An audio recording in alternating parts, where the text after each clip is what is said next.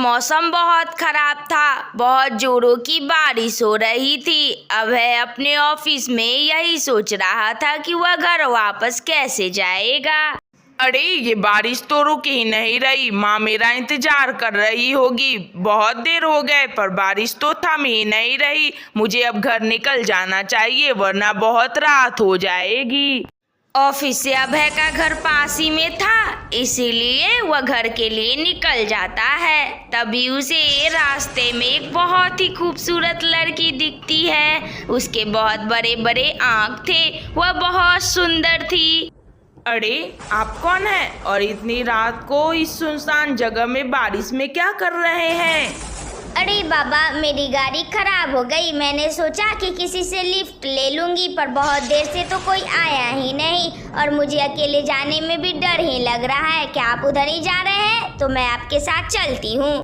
हाँ हाँ, मैं भी उधर ही जा रहा हूँ। पास ही में मेरा घर है। चलिए वरना और भी सर्दी हो जाएगी। बहुत जोरों की बारिश है। लेकिन एक बात बताइए, क्या आपको डर नहीं लगता इसने सुनसान रास्ते में जाने में? इधर मैंने सुना है कि चुड़ैल भी घूमती है। मैं इन सब बातों पे विश्वास नहीं करता। अच्छा छोड़िए, मेरा नाम अभय है और आपका? बहुत प्यारा नाम है आपका। मेरा नाम चंदा है। कुछ देर बात करने के बाद अभय चंदा दोनों घर की ओर आते हैं। घर पर अभय की माँ अभय का इंतजार कर रही थी। कहाँ रह गया था इतनी देर तू अभय? मुझे तेरी बहुत फिक्र हो रही थी। इतनी रात हो गई, तुम्हें पता नहीं आज अमावस्या की रात है और अमावस्या की रात को बाहर ज्यादा देर तक नहीं रहा जाता। फिर भी तू इतना देर लगा दिया। जब तुम्हें मालूम ही था कि बारिश हो ही रही है तो जल्दी निकल जाते। ओहो माँ, तू भी ना बहुत फिक्र करती है। देख, अमावस्या की रात थी, मैं इतनी रात को तो आया। कहाँ कुछ हुआ मुझे? ऐसी कोई बात नहीं होती माँ। चल मेरा खाना दे दे, मुझे बहुत जोरों की भूख लगी है। अभय, हमेशा तू ऐसे ही मुझे चुप करा देता है, कभी माँ की सुनता भी है तू? लग रहा है कि मुझे आज भूखे ही सोना पड़ेगा। तुम खाना दे रही हो माँ कि मैं जाकर सो जाऊं? रुक जा, अभी लाती हूँ। तू वैसे भी कब मेरी बात मानता ही है। फिर क्या था, अभय की माँ वहाँ से बरबराते हुए निकल जाती है और अभय को खाना देती है। कुछ दिन बीत जाते हैं। अभय की माँ देखती है कि अभय रोज रात को किसी से मिलने जाता है। अब तो वह दिन में भी जाने लगा था। आज अभय की माँ ने अभय का पीछा करने का सोचा। वह आकर देखती है कि अभय तो एक लड़की से मिल रहा था। आज तो मुझे आने में बहुत देर हो गई चंदा, मुझे माफ कर दो। वैसे तो मैं रोज समय पे आता हूँ ना, पर आज कुछ काम था इसलिए आने में देर हो गई। कोई बात नहीं प्रियतम, कोई बात नहीं। अभी कुछ ही देरों में तुम मेरे बस में होगे। देखते ही देखते चंदा चुड़ैल बन जाती है और अभय का भी व्यवहार बदल जाता है। उस पर चंदा का वश हो जाता है। मेरे प्यारे अभय, इस बार अमावस्या की रात को मैं तुमसे विवाह करूंगी और इस बार हम दोनों का सपना पूरा होगा और मैं तुम्हारी पत्नी होंगी।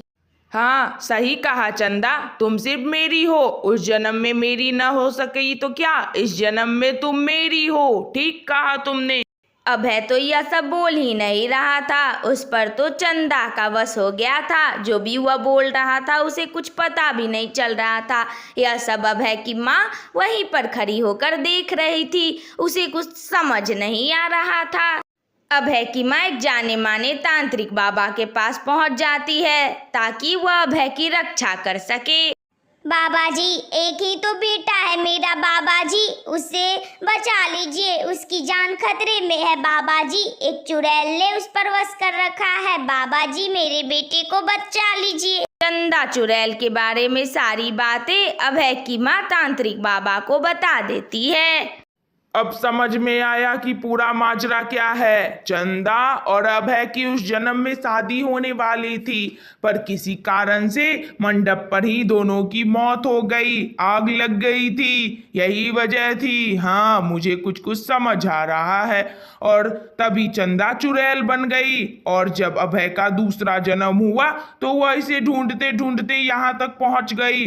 अब वह बहुत खतरनाक है, वह अभय से शादी करके ही रहेगी। तुम्हें एक काम करना होगा, जब वह लोग अमावस्या की रात को विवाह कर रहे होंगे तब तुम्हें वहीं पर मंत्र का जाप करना होगा। एकमात्र यही तरीका है, तभी तुम्हारा बेटा बच पाएगा, वरना एक बार अगर उसकी शादी चुड़ैल से हो गई तो उसका जीना नामुमकिन है।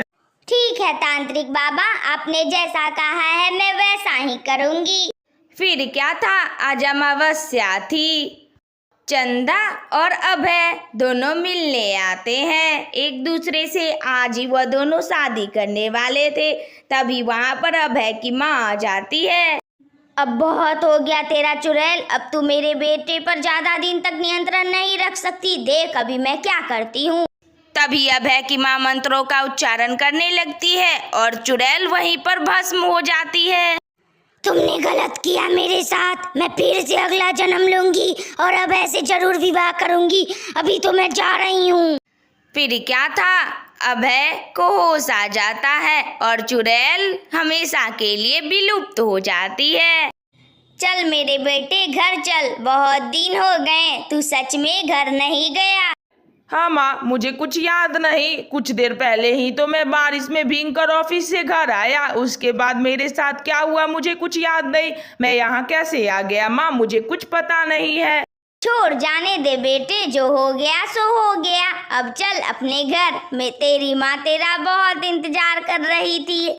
तो बच्चों, तुम्हें कैसी लगी यह वीडियो? अगर अच्छी लगी हो तो लाइक करो, शेयर करो, कमेंट करो और हाँ, सब्सक्राइब भी कर लेना। कार्टून वाली दीदी तुम्हें रोज नई नई कहानी सुनाया करेगी। Thank you. अपना बहुत सारा ख्याल रखना।